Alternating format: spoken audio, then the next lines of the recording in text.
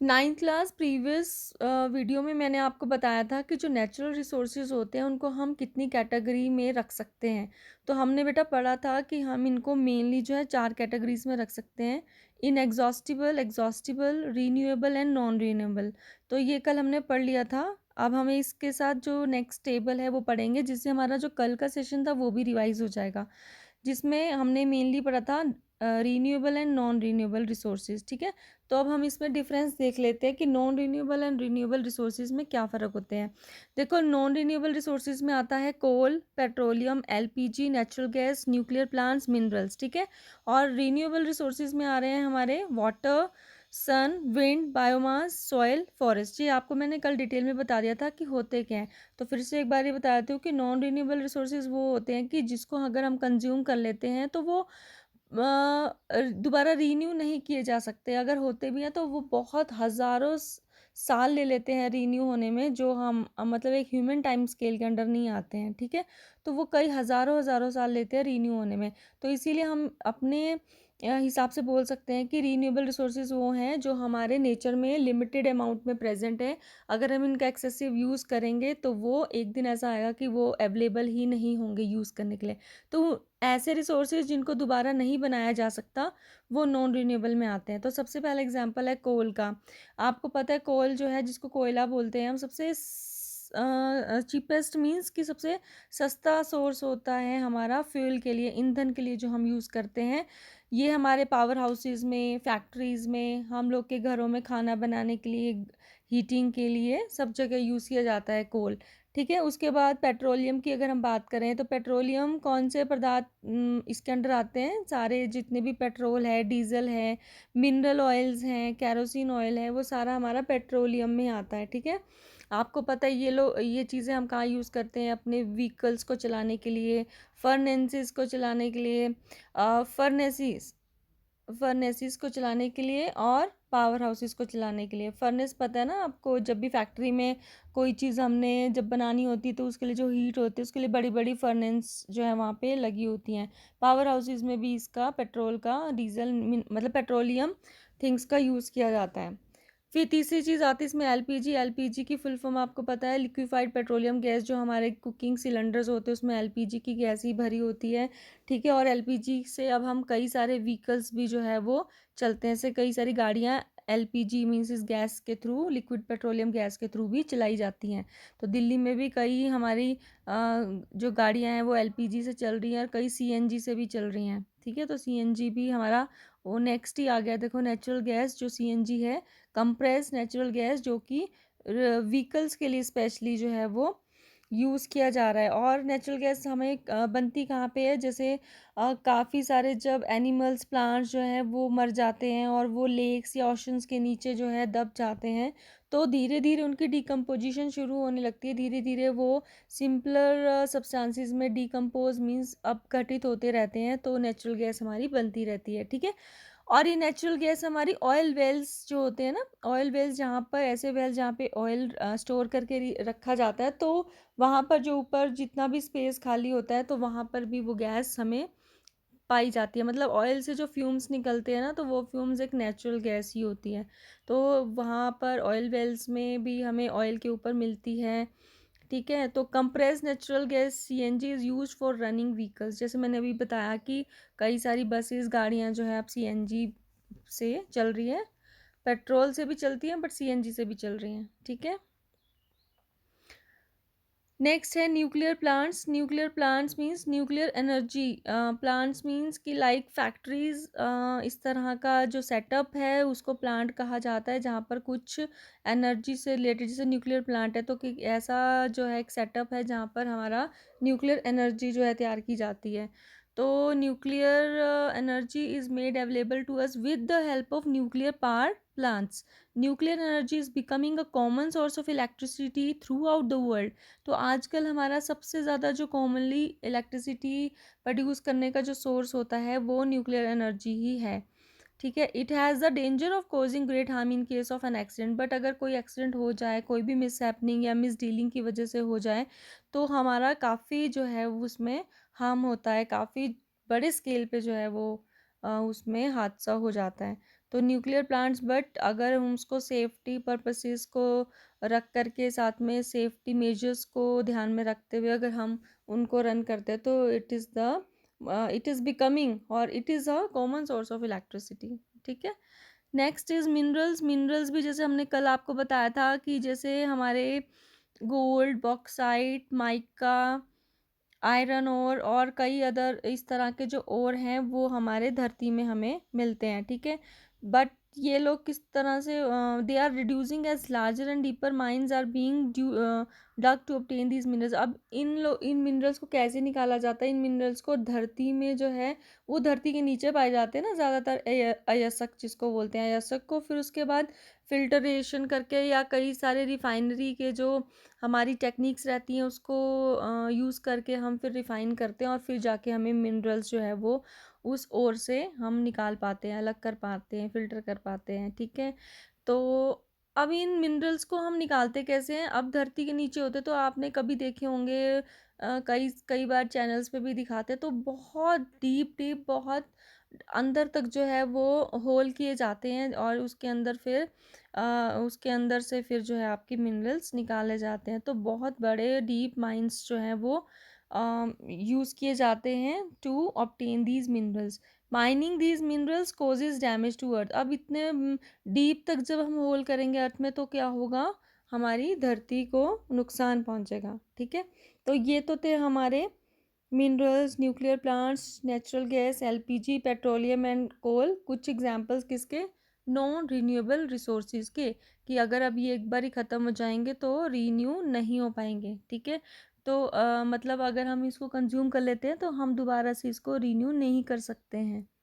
ठीक है। बट अब नेक्स्ट आता है रीन्यूएबल रिसोर्सेज। ऐसे रिसोर्सेज कि अगर हमने उसको यूज़ कर लिया तो हम वापस से उसको जो है ओरिजिनल पोजीशन में ला सकते हैं आफ्टर सम ट्रीटमेंट।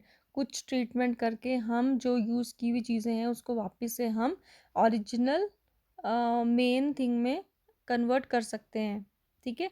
जैसे कि पानी है। पानी, अब अगर हम बोलें कि जैसे कल भी मैंने आपको बताया था कि पानी हमारे जैसे गंदा पानी फैक्ट्री से निकलता है, हम लोग के घरों की नालियों से निकलता है, सीवेज से निकलता है। तो आफ्टर वाटर ट्रीटमेंट कई तरह के प्रोसेसेस से उस वाटर को निकाल करके प्योरीफाई किया जाता है और फिर वापस से हमारे घरों में जो है नलों में वो पानी आ जाता है। ठीक है। तो मतलब उसको रिसाइकिल बहुत मेहनत करनी पड़ती है बट किया जा सकता है। ठीक है। तो रीन्यूएबल रिसोर्स में आ गया ना वो, तभी क्योंकि हम उसको रीन्यू फिर से वापस साफ पानी में कन्वर्ट कर सकते हैं। तो only about 2.5% of water on earth is fresh water. आपको पता है हमारी धरती पर सिर्फ हमारी धरती का जो 2.5% वाटर है वो ही सिर्फ फ्रेश वाटर है, बाकी फ्रेश वाटर नहीं है। तो energy from rivers is use to make electricity. और इसमें बताया कि जो रिवर्स से जो एनर्जी प्रोड्यूस होती है उससे भी हम इलेक्ट्रिसिटी जो है वो पैदा कर सकते हैं। Energy produced by tides in sea and oceans can also be converted into electricity. और जो एनर्जी हमारी टाइड्स, कल प्रीवियस सेशन में बताया था ना टाइड्स क्या होती है, जो समुद्र की लहरें होती हैं अप डाउन में जो चलती हैं, तो उसको टाइड्स बोलते हैं। तो उससे भी एनर्जी प्रोड्यूस की जा सकती है और ओशंस में भी वही सेम टाइड्स से है ना। तो इलेक्ट्रिसिटी में इनको, इस एनर्जी को कन्वर्ट किया जा सकता है। उसके बाद है सन। सन की जो एनर्जी होती है उसको भी हम यूज़ करते हैं टू जनरेट इलेक्ट्रिसिटी। तो मतलब हमारी जो सूर्य की किरणें उससे भी हम बिजली पैदा कर सकते हैं।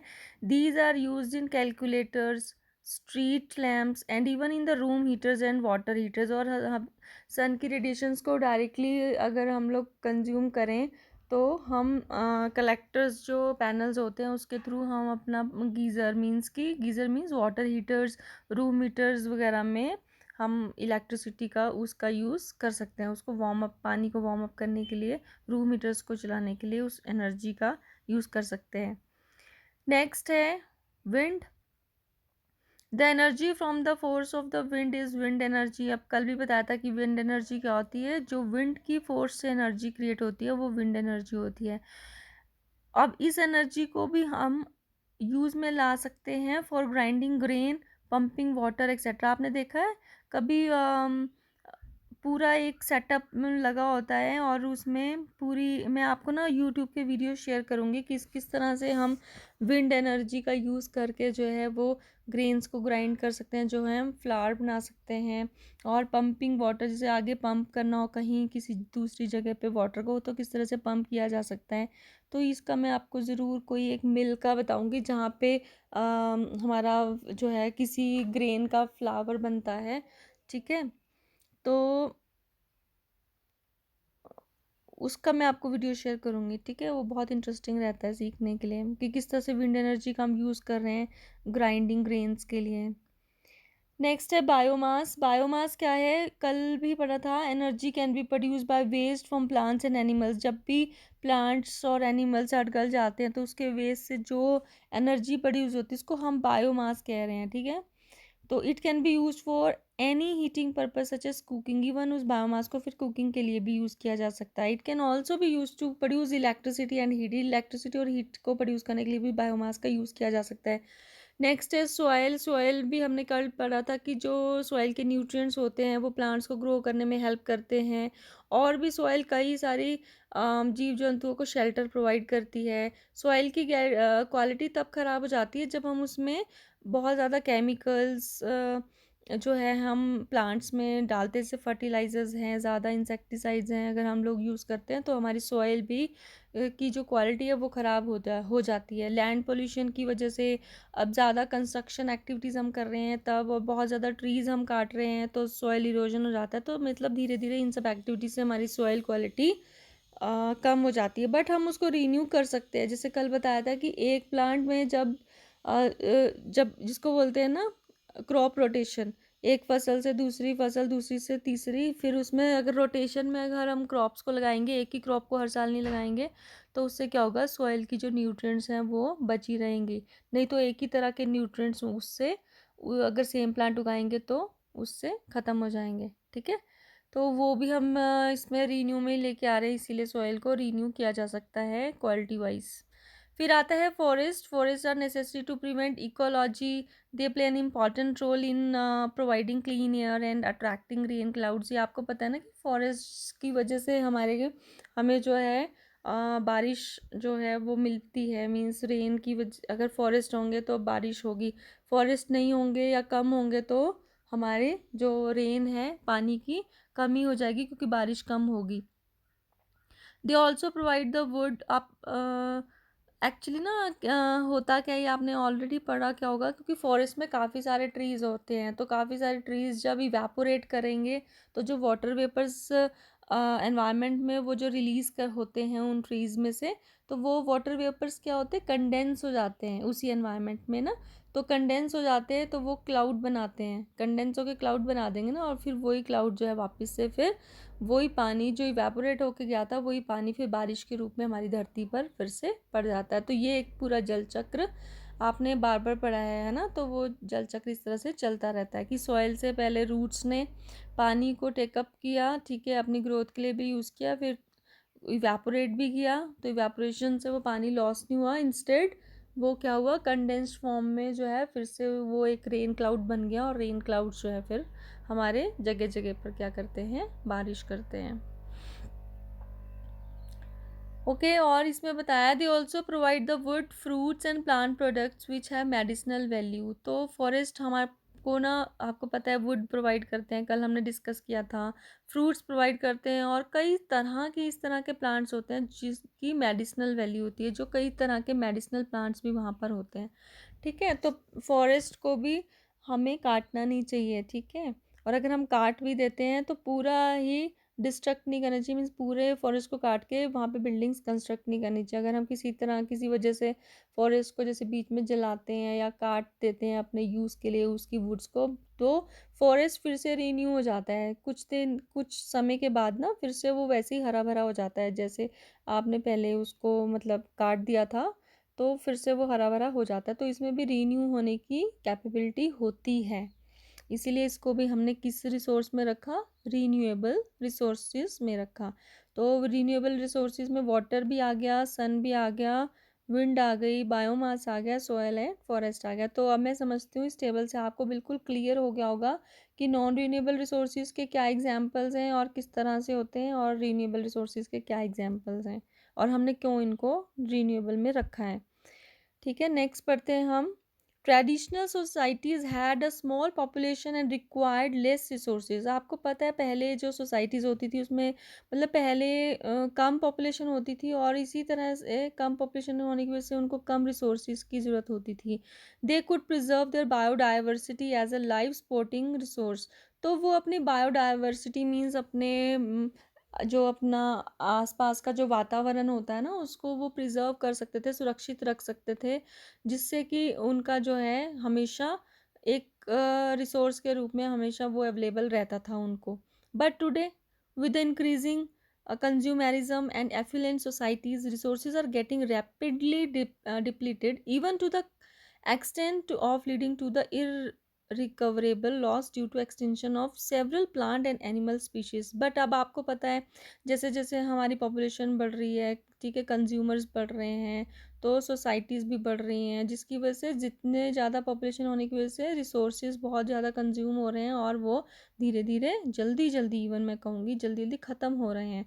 इवन ऐसा अब आजकल ऐसा देखा जा रहा है कि कई तरह की जो प्लांट स्पीशीज़ और एनिमल स्पीशीज़ पहले पाई जाती थी अब वो है ही नहीं, मतलब वो एक्सटिंक्ट हो गई हैं, लुप्त हो गई हैं। ठीक है, तो some of the human activities which cause damage to environment are over exploitation of resources, pollution, deforestation, mining, destruction of natural habitats, construction etc। तो ये जो हम लोग की एक्टिविटीज़ है ना, ह्यूमन एक्टिविटीज़ हैं, जिससे कि काफ़ी एनवायरनमेंट को जो है डैमेज होता है। जैसे कि कौन कौन सी एक्टिविटीज़ हम करते हैं जिससे हमारा एनवायरनमेंट ख़राब होता है, जैसे ओवर एक्सप्लॉयटेशन ऑफ रिसोर्सेज, कि हम बहुत ज़्यादा यूज़ कर लेते हैं रिसोर्सेज का, जितने ज़्यादा वो उगते नहीं हैं उतने ज़्यादा हम खर्च कर लेते हैं। फिर पॉल्यूशन क्रिएट करते हैं, हम जगह जगह पे गंदगी फैलाते हैं, और वो पॉल्यूशन जो हमारी व्हीकल से निकल रहा है, फैक्ट्री से निकल रहा है, वो अलग है। डिफॉरेस्ट्रेशन, हम फॉरेस्ट को काटते जा रहे हैं। माइनिंग है, माइनिंग अभी बताया ना कि आपको मिनरल्स के लिए हम जब डीप डग करते हैं अपनी अर्थ को, तो वो माइनिंग कहलाती है ना, जब हम ज़मीन खोदते हैं काफ़ी नीचे तक, तो उसको माइनिंग कहते हैं। तो उससे अर्थ जो है डिस्ट्रक्ट होती है, ख़राब होती है। हम नेचुरल हैबिटेट जो नेचुरली जो जंगली जानवरों के या वाइल्ड एनिमल्स के जो हैबिटेट्स होते हैं, घर होते हैं, उनको हम डिस्ट्रक्ट कर देते हैं, वहाँ पे अपना कुछ बना लेते हैं, हम कंस्ट्रक्शंस कर रहे हैं जगह जगह पे। तो ये जो हमारी सारी एक्टिविटीज़ है ना, वो हमारे पूरे एनवायरनमेंट को ख़राब करती जा रही है। तो let us now discuss how some of these activities are damaging our earth and environment. तो इन्हीं चीज़ों को बेटा हम एक बार ही थोड़ा सा और एक्सप्लेन करके पढ़ लेते हैं कि कैसे हमारी एक्टिविटीज़ एनवायरनमेंट को ख़राब कर रही हैं। जैसे अभी हमने बात की ओवर एक्सप्लॉयटेशन की, इसमें बस सारा कुछ वही है कि जितनी रिसोर्सेज की रिप्रोडक्शन नहीं होती, जितना वो दोबारा से बनता नहीं है, उतना हम जो है वो कंज्यूम कर लेते हैं, उससे ज़्यादा हम खर्च कर लेते हैं। तो it means that when we exploit the species faster than the natural populations can recover, then it may result in extinction of the species. तो वही बात है कि अगर हम जितना वो नेचर में नेचुरली जितना वो जब तक वो बन नहीं पाता, उससे ज़्यादा हम जो है उतना हम कंज्यूम कर लेते हैं, तो जिससे कि वो धीरे धीरे एक्सटिंक्ट मीन्स लुप्त होती जाती है, चाहे वो प्लांट की बात करें, चाहे हम किसी एनिमल की बात करें। ठीक है, तो फॉर एग्जांपल अगर हम वाइल्ड मेडिसिनल प्लांट्स को जल्दी जल्दी अगर हम जंगलों से रिमूव करते रहेंगे, या अगर एनिमल्स जो हैं बहुत ज़्यादा ग्रेजिंग कर लेंगे, मीन्स बहुत ज़्यादा चारा जो है वो एनिमल्स बहुत हो गए तो खा लेंगे, या फिर अगर हम फॉरेस्ट की डिस्ट्रक्शन कर लेंगे, या फिर वाटर एक्वीफायर्स हम लगा रहे हैं, ओवर फिशिंग हम कर रहे हैं। ओवर फिशिंग मीन्स बहुत ज़्यादा फिशेस को हम निकाल रहे हैं, तो जितनी ज़्यादा फिशेस हम निकालेंगे तो उतना रिप्रोडक्शन कम होगा ना, तो उतना रिप्रोडक्शन कम होगा तो उतनी फिशेस और कम निकली मतलब अवेलेबल होंगी। तो ओवर हंटिंग है, ज़्यादा ही एनिमल्स को हम शिकार कर रहे हैं, तो जिससे कि क्या होगा, हमारे फॉरेस्ट और नेचुरल जो हैबिटेट्स होंगे उसकी ओवर ओवर एक्सप्लॉयटेशन मीन्स हम अब ज़रूरत से ज़्यादा अगर हम वो चीज़ एक्टिव मतलब वो चीज़ हम कर रहे हैं, तो वो चाहे वो पौधा हो मीन्स प्लांट हो, या फिर कोई एनिमल हो, तो वो लुप्त हो जाएगा। तो इसी तरह से कई जो है हमारे प्लांट्स की स्पीशीज़ हैं जो अब पहले हुआ करती थी, वो अब मिलती ही नहीं है। कई सारे एनिमल्स ऐसे हैं जो पहले हुआ करते थे, अब है ही नहीं है, ठीक है? तो एक एक्सटिंक्शन हुई, जैसे मैमोथ है, अब होते ही नहीं है वो एनिमल्स। तो कई सारी और स्पीशीज़ ऐसी हैं जो कि ओवर एक्सप्लॉयटेशन की वजह से अब है ही नहीं है। तो ये है ओवर एक्सप्लॉयटेशन का नुकसान। सेकंड है माइनिंग, जैसे अभी ये सारा मैंने बता ही दिया कि हम अयस्क को पहले निकालते हैं काफ़ी अर्थ के सरफेस तक नीचे तक डग करके, फिर उनको आगे रिफाइन किया जाता है, फिर जाके और जो हमें मिलता है, ठीक है? तो अब क्या होगा कि अगर हम ज़्यादा डिगिंग करेंगे तो उससे क्या होगा, एक तो इरोजन होगा, सिंक होल्स बन जाएंगे, बायोडाइवर्सिटी का लॉस होगा, ठीक है, सॉइल की कंटेमिनेशन होगी और अंडरग्राउंड वाटर की कंटेमिनेशन होगी। हमारे अगर हम जैसे माइनिंग प्रोसेस से जितने भी हम केमिकल्स यूज़ कर रहे हैं ना, उससे ये सारा सॉइल, अंडरग्राउंड वाटर, सरफेस सब जो है वो कंटेमिनेट हो जाएगा, सब जो है वो कह लो कि पॉल्यूट हो जाएगा, ठीक है।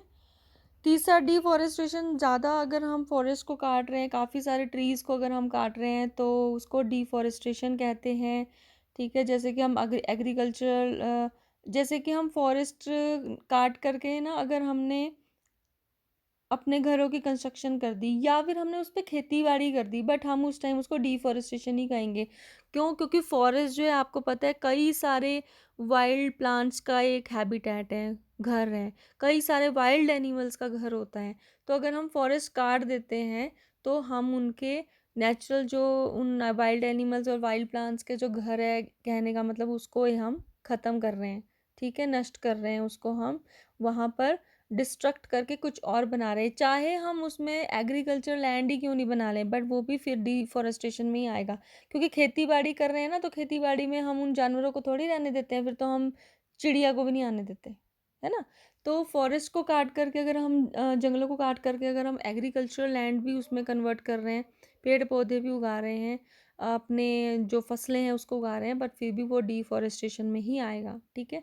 क्योंकि फिर उससे क्या होगा, हमारे कई सारे प्लांट्स और एनिमल स्पीशीज़ जो है फिर से उसकी वजह से लुप्त होना शुरू हो जाएंगे, लुप्त हो जाते हैं।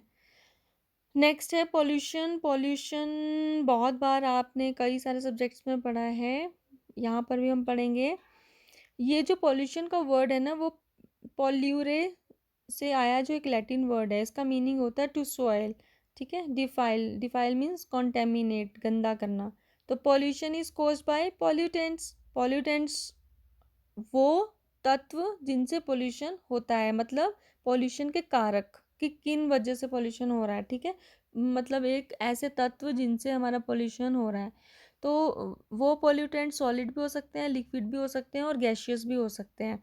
Pollution is the effect of undesirable changes in our surroundings that have harmful effects on plants, animals and human beings.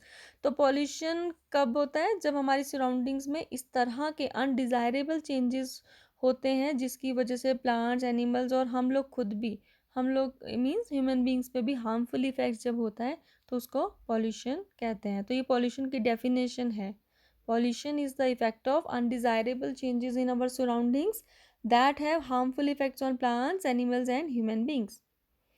Pollutants are produce due to human activity. अब ये जो कारक होते हैं जिसकी वजह से पोल्यूशन होते हैं, ये पोल्यूटेंट्स जो कारक हैं वो ह्यूमन की एक्टिविटी से प्रोड्यूस होते हैं, ठीक है। Which have a detrimental effect on our environment. For example factories हैं, अब हमने फैक्ट्रीज लगाई, वो बहुत ज़्यादा पानी और इलेक्ट्रिसिटी कंज्यूम करती है, ठीक है, बट बदले में क्या देती है, मतलब चलो प्रोडक्ट्स तो अच्छे ही बनते होंगे वहाँ पे, बट नेचर को क्या देती है वो?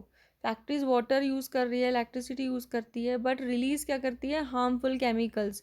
कहाँ कहाँ? पानी में, धरती पर, एयर में, सारे में वो केमिकल्स जो है वो प्रोड्यूस कर रिलीज़ करती है, जिससे कि पूरा का पूरा एटमॉस्फेयर हमारा गंदा हो जाता है, कॉन्टेमिनेट हो जाता है। Water pollution caused by factories and other industries can be the most serious problem, ठीक है। तो ज़्यादातर फैक्ट्रीज का जो गंदा पानी है, इंडस्ट्रीज का जो गंदा पानी केमिकल्स वाला होता है, वो सबसे ज़्यादा वाटर को पोल्यूट करता है, और वो वाटर की पोल्यूशन सबसे ज़्यादा इन्हीं की वजह से ही होती है। They also pollute the air through fossil fuel emissions. और एयर को भी वो पोल्यूट करते हैं। फॉसिल फ्यूल एमिशंस का मतलब जो हमारे धुआं निकलता है, जैसे वो अपने वहाँ पर कुछ भी यूज़ कर रहे हैं, तो जो भी चाहे कोयला ही क्यों नहीं यूज़ कर रहे, तो उससे जो एमिशन होती है, जो धुआं होता है, उससे हमारी एयर भी पोल्यूट होती है। और इस पूरी एयर में धुएं में क्या होता है, carbon dioxide, methane, nitrous oxide होता है, जो कि हम लोग के लिए, ह्यूमन लिविंग, चाहे कोई भी लिविंग बींग हो, हम लोग हैं, एनिमल्स हैं, ठीक है, बर्ड्स हैं, कोई भी लिविंग बींग है, उन सब के लिए हार्मफुल रहता है। अब आता है कि जो पॉल्यूटेंट्स होते हैं ना, जो कारक होते हैं पोल्यूशन के, वो कितनी तरह के होते हैं। दो तरह के होते हैं, एक तो जो डिकम्पोज हो जाते हैं और दूसरे जो डिकम्पोज नहीं होते। डिकम्पोज का मतलब जो कि वो धीरे धीरे जो है सिंपलर हार्मलेस सब्सटेंसेस के अंदर धीरे धीरे कन्वर्ट हो जाते हैं, नेचुरली हो जाते हैं, जैसे कुछ मॉइस्चर से और बैक्टीरिया के एक्शन से जो है वो धीरे धीरे डिकम्पोज हो जाते हैं और ख़त्म हो जाते हैं। तो ऐसे पॉल्यूटेंट्स को हम बोलते हैं बायोडिग्रेडेबल पॉल्यूटेंट्स। क्या बोलते हैं? Biodegradable pollutants. अब जैसे कि हम लोग के घर में जो सब्जियों के छिलके होते हैं, वेजिटेबल वेस्ट है, जो हम लोग के घर से सीवेज वेस्ट निकलता है, हमारे कागज़ हैं, लकड़ी है, कैटल का डंग है, एग्रीकल्चरल जितने वेस्ट रहते हैं वो सारे, जैसे एग्रीकल्चर का वेस्ट ज़्यादातर कहाँ से आता है, ऑर्गेनिक फार्म्स वगैरह से आता है। तो ये सारे कूड़ा करकट तो है ना, बट ये धीरे धीरे डिकम्पोज हो जाते हैं और वो नेचुरली वो मतलब डिग्रेड होके ख़त्म हो जाते हैं, ठीक है।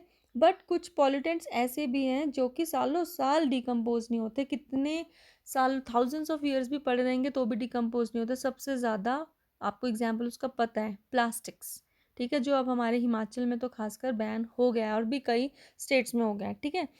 तो पॉल्यूटेंट्स जो कि हमारे सिंपलर और हार्मलेस सब्सटेंसेस के अंदर कन्वर्ट नहीं किए जा सकते या जो नहीं होते हैं, वो नॉन बायोडिग्रेडेबल पॉल्यूटेंट्स कहलाते हैं। और harmful effect cause by these pollutants will be there for hundreds of years, और इसके जो इफ़ेक्ट्स रहते हैं इन पॉल्यूटेंट्स के, वो सालों साल तक जो हैं वो हमारे एनवायरनमेंट में रहते हैं। तो इनका हार्मफुल इफेक्ट हमारे एनवायरनमेंट में सालों साल रहता है, ठीक है। जैसे प्लास्टिक, इनसे वो कभी आपने देखा, कभी नहीं गलता, चाहे वो पानी के नीचे हो, चाहे वो धरती पर ऐसे लैंड में हो, कहीं हमने कूड़ा कचरा देखा तो सबसे ज़्यादा हमारे को प्लास्टिक ही नज़र आता है। इंसेक्टिसाइड्स, पेस्टिसाइड्स, ये सब हम एग्रीकल्चरल प्लांट्स पे हम लगाते हैं ना, तो वो भी देखो कितने ज़्यादा वो हैं, हार्मफुल है कि ये डिग्रेड ही नहीं होते हैं। Chemicals like mercury, lead, aluminium, glass etcetera, ठीक है। तो ये सारे हमारे एग्जाम्पल्स किसके हैं, उन पॉल्यूटेंट्स के जो कि डिकम्पोज नहीं हो सकते, ठीक है। तो ये थे हमारे डिफरेंस। अब छोटा सा हम पढ़ लेते हैं, बाकी हम कल पढ़ेंगे। Some of the other factors responsible for polluting the environment, और कुछ फैक्टर्स जो कि हमारे एनवायरनमेंट को पॉल्यूट करते हैं, ये तो अभी हमने ऊपर पढ़ा था ना, क्या पढ़ा था अभी, फैक्ट्रीज का पढ़ा था, इंडस्ट्रीज का पढ़ा था, ठीक है। तो और कौन कौन से फैक्टर्स हमारे ऐसे हैं जो कि एनवायरनमेंट को पोल्यूट करते हैं। देखो, number 1, exhaust fumes release from vehicle pollutes the air. जो हम लोग की गाड़ी है उससे हर रोज़ धुआं निकलता है, ठीक है। तो उससे जो फ्यूम्स निकलती हैं वो एनवायरनमेंट को पोल्यूट करती हैं, ठीक है, एयर को पोल्यूट करती हैं। और जो हमें एग्रीकल्चर में जो केमिकल्स का एक्सेसिव यूज़ करते हैं, जैसे अभी हमने बात की इंसेक्टिसाइड की, फर्टिलाइज़र्स की, पेस्टिसाइड्स की बात की, तो वो क्या करती हैं, जो सॉइल का ना बेटा एक पीएच वैल्यू होती है, उसको, उसकी जो मतलब एल्कलाइन होती है सॉइल, ठीक है, तो उसकी एल्कलाइनिटी को ये अफेक्ट करती है, सॉइल को एसिडिक बना देती है। तो ये केमिकल्स का ज़्यादा यूज़ करें तो हमारी सॉइल एल्कलाइन होने की बजाय, जो एल्कलाइन होती है उसको क्या कर देता है, वो एसिडिक बना देता है। तो it adversely affects the health of micro organism. तो सॉइल में रहने वाले छोटे छोटे जो माइक्रो ऑर्गेनिजम्स होते हैं उसकी हेल्थ को अफेक्ट करता है। और सॉइल में जितने भी हमारे ऑर्गेनिजम्स, आपको पता है कौन कौन छोटे छोटे जो कीड़े मकोड़े रहते हैं वो, और जो ज़रूरी भी होते हैं हम लोग के लिए, ठीक है। तो वो क्या करते हैं, वो मतलब in excessive use of pesticides, insecticides, fertiliser से उन लोग को भी अफेक्ट करता है ये सब चीज़ें। तो सॉइल की अल्कलाइनिटी भी अफेक्ट करती है। नेक्स्ट है, जैसे हम लोग प्लास्टिक का वेस्ट फेंकते रहते हैं, जैसे बॉटल्स है, बैग्स हैं हमारे, वो जो लिफाफे जिसको हम बोलते हैं, तो वो हम ऐसी ज़मीन पर पहले ऐसे फेंक देते थे। अब तो हमारे जो प्रधानमंत्री जी हैं उन्होंने बहुत अच्छा किया, सफाई अभियान लगाया। अब हम लोग सब भी जागरूक हो चुके हैं कि हमें कहीं पर भी किसी भी तरह का कूड़ा कचरा जो है वो ऐसे नहीं फेंकना है, तो सिर्फ डस्टबिन में ही फेंकना है। तो अब हम लोग की तो ये प्रैक्टिस हो गई है कि अब मैं आसपास के लोगों को भी देखती हूँ कि जब भी इवन कोई टॉफ़ी खाता है तो उसका रैपर हमेशा अपने पर्स में डालता है, ना कि आसपास ऐसे ही फेंक देता है। तो ये बहुत अच्छी अवेयरनेस जो हमारे प्रधानमंत्री जी की तरफ से हुई है। साथ में हमारे हिमाचल में जो प्लास्टिक बैन हुआ है, तो वो मैं उसको भी बहुत अप्रिशिएट करती हूँ। तो इसकी वजह से जैसे हम पहले बॉटल्स, अभी पॉल्यूशन कम हुआ है ना, तो पहले से बॉटल्स बैग्स हम ऐसे ही फेंक देते थे। Sea pollutes the water and destroys the flora and fauna, तो जिसकी वजह से हम लोग कहीं पर भी फेंक देते थे, जिसकी वजह से पानी, हमारा धरती सब जो है वो पोल्यूट होता था। ठीक है, और साथ के साथ डायरेक्टली हमारा फ्लोरा एंड फोना भी डिस्ट्रॉय होता है।